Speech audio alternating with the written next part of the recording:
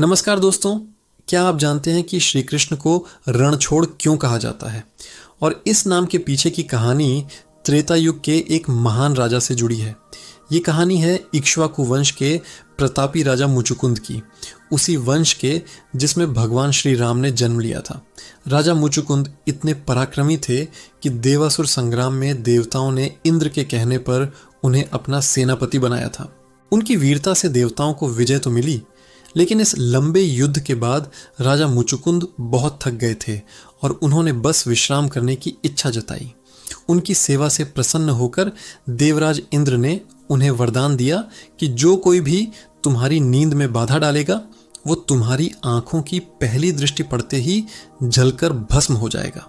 ये वरदान पाकर महाराज मुचुकुंद एक गहरी गुफा में जाकर हजारों वर्षों के लिए सो गए। अब कहानी आती है द्वापर युग में। जब कंस का वध हुआ तो उसका ससुर मगध का राजा जरासंध कृष्ण का कट्टर शत्रु बन गया। उसने मथुरा पर 17 बार आक्रमण किया पर हर बार हारा। अपनी 18वीं चढ़ाई में वो अपने साथ एक ऐसे योद्धा को लाया जिसे स्वयं भगवान शंकर से अजेय होने का वरदान प्राप्त था। उसका नाम था कालयवन। कालयवन को जब पता चला कि कृष्ण के कारण ही उसके मित्र कंस की मृत्यु हुई तो वो क्रोध में जल उठा।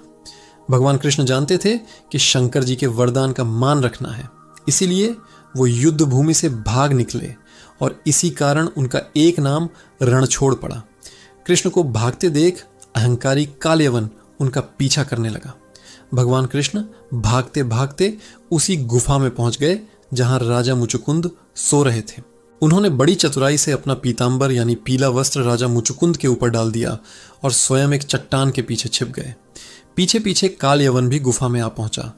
उसने अंधेरे में पीतांबर ओढ़े सो रहे राजा मुचुकुंद को कृष्ण समझा और उन्हें ललकारते हुए एक लात मारी।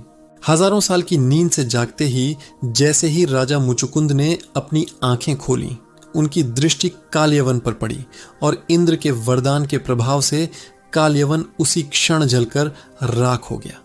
तब चट्टान के पीछे से भगवान कृष्ण बाहर आए और उन्होंने राजा मुचुकुंद को अपने चतुर्भुज विष्णु रूप में दर्शन दिए। अपने सामने साक्षात प्रभु को देखकर राजा मुचुकुंद भाव विभोर हो गए। उन्होंने प्रभु से कहा, हे प्रभु, मैंने राजपाट और स्वर्ग तक का सुख भोगा पर कहीं शांति नहीं मिली। अब मैं केवल आपकी शरण चाहता हूं। श्री कृष्ण के आदेश पर उन्होंने एक महायज्ञ किया और फिर तपस्या करने के लिए गंधमादन पर्वत पर चले।